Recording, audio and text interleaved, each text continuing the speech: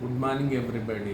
ఈరోజు మనం చెప్పే టాపిక్లో హూ సాక్రిఫైడ్ ఫర్ ఇండియా, దేశం కోసం ఎవరు త్యాగం చేశారు అనే టాపిక్ మీద చెప్తాం. మన కాంగ్రెస్ నాయకులు ఎప్పుడు చెప్తా అంటారు, గాంధీ నెహ్రూ కుటుంబం ఎన్నో త్యాగాలను దేశం కోసం చేసింది. మరి వాళ్ళు నిజంగా దేశం కోసం త్యాగాలు చేసినారా, దేశమే వాళ్ళ కోసం త్యాగం చేసిందే అని ఈ టాపిక్లో చెప్పుకుంటాం.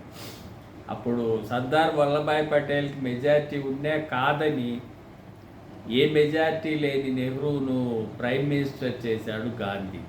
అటువంటి నెహ్రూ తన కోసం భారతరత్న ఇప్పించుకున్నాడు, చిల్డ్రన్స్ డే ఇప్పించుకున్నాడు, ఎన్నో బ్లండర్స్ మీద బ్లండర్స్ చేశాడు. అతను చేసిన తప్పులన్నీ ఇప్పుడు మనం ఫేస్ చేసుకున్నాం. కాశ్మీర్ ప్రాబ్లం కావచ్చు, 1962 చైనా ప్రాబ్లం కావచ్చు, ఇంకోటి అన్ని ప్రాబ్లమ్సే తెచ్చిపెట్టాడు. మరి 17 ఇయర్స్ నెహ్రూ ప్రైమ్ మినిస్టర్గా ఉన్నాడు. తర్వాత అతని కూతురైన ఇందిరాగాంధీ 16 ఇయర్స్ ఉంది. తర్వాత ఇందిరాగాంధీ కొడుకైన రాజీవ్ గాంధీ ఒక 5 ఇయర్స్ ప్రైమ్ మినిస్టర్గా ఉన్నాడు. తర్వాత సోనియా గాంధీ మన్మోహన్ సింగ్ని డమ్మీగా పెట్టి ఆమె 10 సంవత్సరాలు ప్రైమ్ మినిస్టర్గా పాలన చేసింది.